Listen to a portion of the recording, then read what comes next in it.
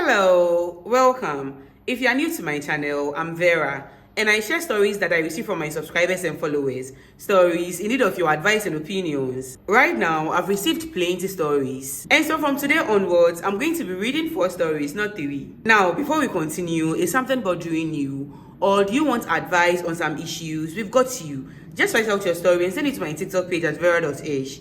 Or click the link in the description below. Write out your story and send it to me, and when I post your story, I'm going to notify you and let you know your story is up. Please subscribe to this channel and like this video, and don't forget to turn on the notification bell so that when I post, you'll be notified immediately. Shout out to Miss Mara 817 for being the first person to comment on my last video. I love you, babe, and thank you so much for the support. And now relax, get comfortable, and let's get right into it. Story number 1. I dated a guy for about a year before I traveled outside the country. The plan was to go and come back years later so we could get married. We chatted and had video calls every day. Our relationship was good for about 8 months when his behavior changed. I asked his friend about the sudden change, and he told me that my boyfriend was seeing another girl.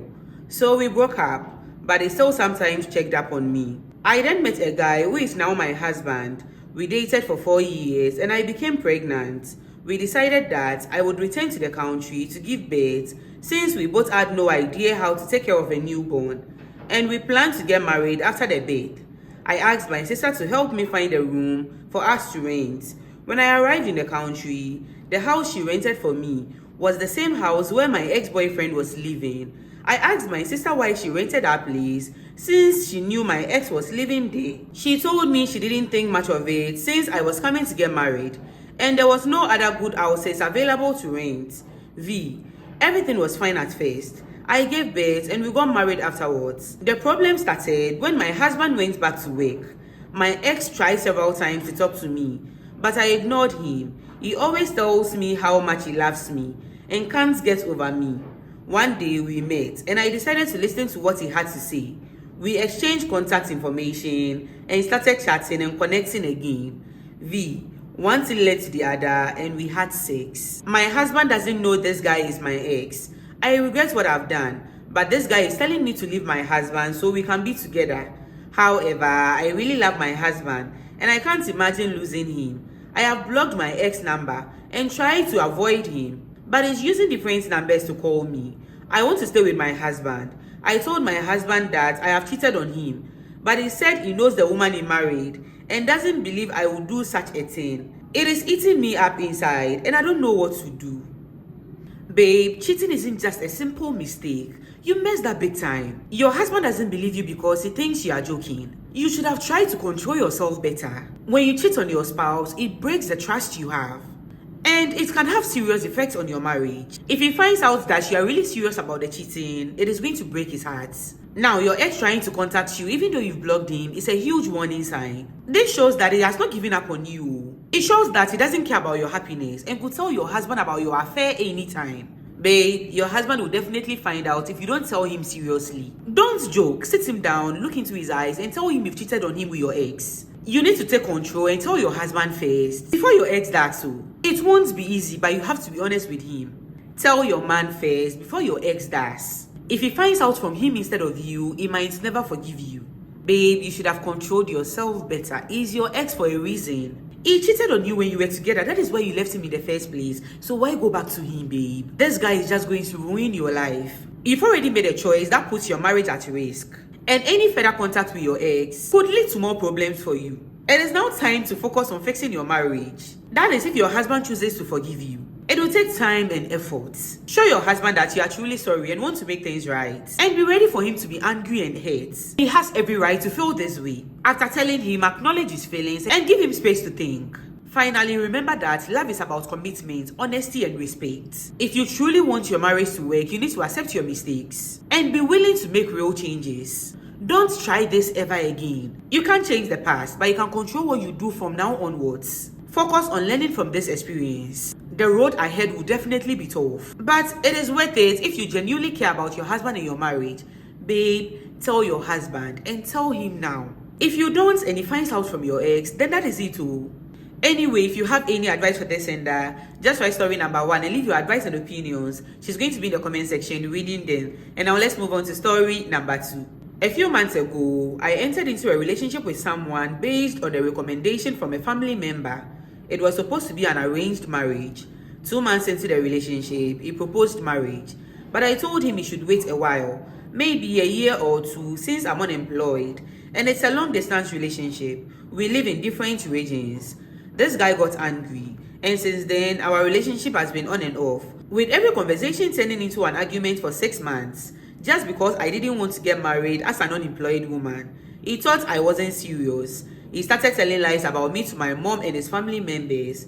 This guy is good, but is immature due to some of his behavior. He's been manipulated by his family and can't think for himself. He views any advice from his parents as sound advice simply because they are older. That is not my problem though. He calls my mom and dad and shares everything with them. He told me that his father says he should leave me. And since then, everything has changed. I confronted him and he spoke harshly to me. My problem now is that despite all the red flags, the disrespect and insults, my pastor keeps saying it's my soulmate. Sometimes I meet random people who echo the same sentiments. Currently, we are not talking. We've broken up. Just 2 days ago, I met a woman who suggested that I should call him and make peace with him again. She said that the bad behavior is my cross to bear, and I should embrace it with faith. I'm unsure of what to do now because his attitude is a definite no. It's very controlling and disrespectful. I'm confused. Babe, this man is not good for you. And I don't want you to ignore the red flags in this situation. Don't mind anyone. Forget the soulmate thing. A good relationship should be based on respect and kindness, not control and disrespect. If he has shown these bad behaviors, going back will make things worse and would only end up messing with your mental health. When people say this man is your soulmate, it's important to remember that this idea shouldn't override your well-being. Soulmates are people you have strong emotional connection with, but that connection should be based on respect, trust, and good communication. If he shows warning signs, like being controlling and disrespectful, you need to think carefully before calling him your soulmate. It is also important not to let other people's opinions make your decisions for you. People may mean well, but they might not understand your relationship fully. You are the one inside the relationship. Only you know how this relationship truly makes you feel. So trust your own feelings rather than what others think. Sometimes thinking someone is a soulmate can trap you in a harmful situation. Because of that belief, you keep staying in a toxic situation. It is easy to make a relationship seem perfect. But a healthy relationship should be about supporting each other, not fighting or control. Babe, ask yourself if this relationship really meets your needs and values. Focus on your happiness and mental health. If it's not treating you with the respect you deserve, then babe, forget him. A true soulmate should make your life better, not more complicated. Remember that going back to a relationship that has already hurt you will lead to more pain. Think about what you want in a partner. Trust your gut feelings, babe. If something doesn't feel right, it probably isn't. Babe, forget what they are saying and move on. You deserve better. And now, if you have any advice for this sender, just write story number 2 and leave your advice and opinions. She's going to be in the comment section reading them. There's a lot of noise in my background today because someone is doing something at the back of my house, so please ignore the noise. And now let's move on to story number 3. I really need to share my feelings about my mother-in-law and my upcoming birth. My husband and I are expecting our first baby. And while we are excited, I'm also very anxious about what might happen, especially with my mother-in-law involved. To give you some background, my relationship with her has always been difficult. From the start, she has strong opinions about how my husband and I should live. It feels like she tries to control things rather than just give friendly advice. Sometimes I feel like she sees me as a threat to the family. During our wedding planning, my mother-in-law became overly involved even when we didn't ask her for help. One day, she showed up unexpectedly at our venue with her friends, claiming they were there to help. They changed things we had already set up, which was frustrating. When I confronted her, she acted like she was just trying to help, which made me even angrier. She said she didn't like the colors I chose and the decorations, and so her friends were there to make everything better. This was about an hour before people would start arriving at the venue. I told her to leave things the way they were, and that I liked them like that. She didn't listen and proceeded to take the decorations down herself. It was my husband who stepped in and told her to back off. She almost ruined my wedding day. Before I was even pregnant, she gave us a used crib that she claimed was passed down from her grandmother to her mother, and she also used it for her children. She insisted I use it since it was tradition, but I didn't want to. The crib was very old and was not safe. When I raised my concerns, she brushed them off, saying I was being too careful and that it is God who takes care of babies.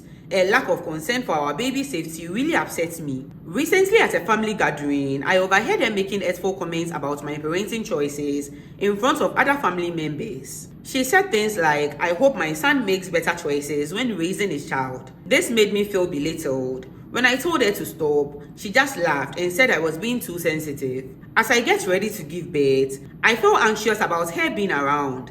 I don't want her at the hospital when I'm in labor, and I don't want her visiting often during the first weeks with the baby. I need that time to bond with my baby and get used to being a mother without outside interference. When I talk to my husband about my feelings, he seemed torn. He loves his mom and doesn't want to hurt her, but he understands my worries. He suggested we set some boundaries, like limiting a visit at the hospital or asking her to wait a few days until we are settled at home. But I'm concerned that once she finds out we are in the hospital, she will show up anyway and stay even when I don't want her to, making me even more stressed when I should be focusing on my new baby. I'm at a tough point. I don't want her around my baby at all for at least the first few weeks. I love my husband and I don't want to cause problems in the family. But I believe my mental health and my baby's well-being should come first. Am I being unreasonable for wanting my mother-in-law not to be at the hospital or near my baby after my birth? How can I tell my husband, and if needed, my mother-in-law, in a way that respects everyone and puts my needs as a new mother first? I appreciate any thoughts or advice you have. Thank you. Babe, I want you to trust your feelings and know that you have every right to put your well-being and your baby's well-being first. You have to set clear boundaries to your mother-in-law. People like your mother-in-law can be tough. They won't respect your space or boundaries until you stand firm. You need to have a heart-to-heart conversation with your husband. He's the best person to help you in this situation. Share your worries about your mother-in-law and let him know what you really want. Let him know that you need your peace of mind to focus on the baby's needs and your own in this important time. Your mental and emotional health are crucial and will affect how you care for your newborn. Together, you should set clear boundaries with his mother. Make a plan that allows you time to settle in with your new baby before anyone comes to visit you. It is important that your husband supports you and is ready to communicate these boundaries to his mother. In this case, he's the best person to talk to his mother, not you. If you feel like you have to talk to her too, tell her you appreciate her excitement about being a grandmother. But you need the first few weeks after you give birth to concentrate on your baby without any distractions. If she doesn't want to listen, you need to be firm about it and don't compromise. And be ready for a reaction. She might act hurt or confused and even try to gaslight you. But that is part of setting boundaries. Remember, it is okay to put your needs first. This is a big time in your life and you deserve to feel safe and in control. Putting your needs and your baby's needs first is not only necessary, but vital for your peace of mind and your baby's well-being. You've got this, babe. Wishing you all the best. And now, if you have any advice for the sender, just write story number 3 and leave your advice and opinions. She's going to be in the comment section reading them. And now, let's move on to story number 4. I never thought I would be in this situation, but here we are. I am 24 years old and I have a close friend we'll call Jenna, who is 26 years old, who has always been a bit of a dreamer. She's been talking about a perfect wedding as long as I can remember. So when a long-term boyfriend proposed, I was over the moon for her. But as the wedding planning kicked into high gear, I found myself getting a bit concerned. Jenna comes from a pretty well-off family, while I've always had to work hard for what I have. Still, she insisted that they were planning a big extravagant wedding and she wanted the day to be perfect. A month before the wedding, she called me in tears, saying that her parents were not contributing as much as she thought they would and that she needed more money for things like the venue and decoration. I felt a pang of sympathy and wanted to support her, and I agreed to loan her 20,000 cedis without hesitation. I figured it would be worth it to see her walk down that aisle. She was my good friend and I wanted to support her. The plan was that she would pay me the money before the wedding. In the weeks leading up to the wedding, Jenna promised me she would pay me back once her parents came through with the rest of the funds. I shouldn't have been surprised when I noticed that she was acting a little off. There were odd moments where she seemed to be hiding her phone and she kept rearranging wedding plans at the last minute, claiming that things were moving too quickly. Fast forward to the day before the wedding, I had taken the day off to help with last-minute preparations and was excited to see everything come together. I stopped by Jenna's house to check in. However, when I knocked on the door, a roommate answered with a worried look on her face. She asked me if I was looking for Jenna, and I nodded, confused. You might want to sit down, a roommate said, leading me inside. My heart raced as she explained that Jenna had been acting strangely for the past few weeks. That is when I learned the shocking news. Jenna's fiancé had called off the wedding. He called off the wedding 3 days before Jenna came for the money from me, which means that she knew the wedding was off, but still used the wedding to take the money from me. Her fiancé had told her that the wedding cost had become overwhelming and he couldn't take it anymore. The pressure of planning an extravagant ceremony had pushed him to his breaking point, and he felt it was better to end things than to carry on. I felt my stomach drop. A roommate shared more details. Jenna had been struggling to cope with the news and hadn't reached out to anyone. Feeling a mix of confusion, anger, and disbelief, I left a roommate in a daze. I had trusted Jenna, and I could hardly wrap my head around the betrayal, not just of my friendship, but of the money I had given her. I called her immediately, and she told me she was not in the mood to talk. She sounded like she had been crying. She begged me for 2 weeks, saying she would call me and we would talk about everything. Those 2 weeks felt like 2 years, and I was filled with worry. I kept waiting for a call, but it never came. Finally, I decided to reach out. When I heard her voice, she sounded upset and defensive. When I asked about the money, she cried and asked me how I could be so unfeeling. She claimed she had used the money for things she needed and was upset because the support she expected from her parents and others hadn't come true. I felt like she was making me the bad guy. Meanwhile, I really needed my money back. I explained my situation and decided to give her another 2 weeks to sort things out. After those 2 weeks, I called her again, but her number was off. I panicked, realizing I couldn't reach her. I asked a mutual friend for help, who told me Jenna had sold a car to pay off some debts. Our friend also gave me a new address. I went to find her the next day. When I arrived, Jenna looked tired and stressed. As soon as she saw me, her expression changed to annoyance.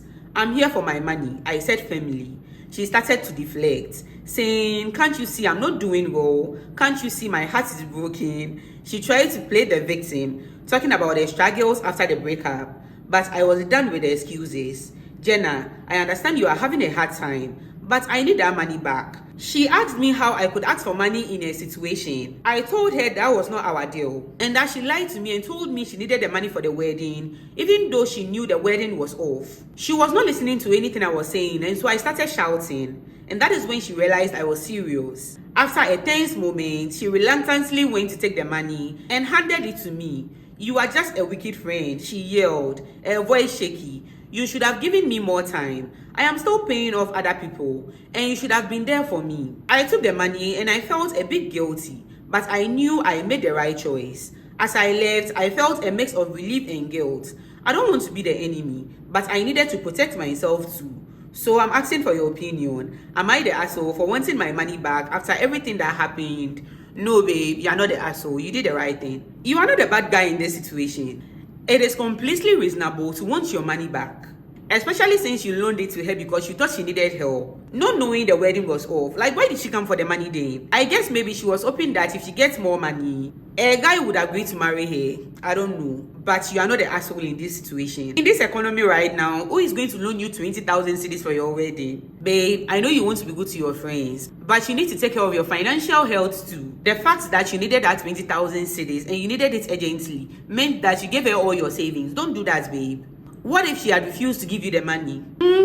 You were a good friend to her and she didn't even appreciate your help, so don't mind her. You were even patient by giving her extra time to sort things out on her own. It is not your fault a man left her. And I don't know why she's trying to gaslight you and make you feel guilty for wanting your money back. It is true that friendship should be based on respect and support, but it shouldn't come at the cost of your own needs. You supported her by lending her your money, and asking her to pay you back is totally fair. And at the end of the day, you even gave her a man to pay you back. You did nothing wrong, and you have every right for standing up for yourself in this situation. Now, if you have any advice for this sender, just write story number 4 and leave your advice and opinions. She's going to be in the comment section reading them. And now, you are not perfect, I'm not perfect, the senders are not perfect. So please be kind to them in the comment section. Obviously, these issues are worrying them, and that is why they've sent their stories to me in the first place. And remember, your advice and opinions really matter, so don't forget to leave them down below. Please don't forget to subscribe to this channel and like this video. Come and join the family. I hope you enjoyed this video. See you next time. Okay, I'm done. Bye.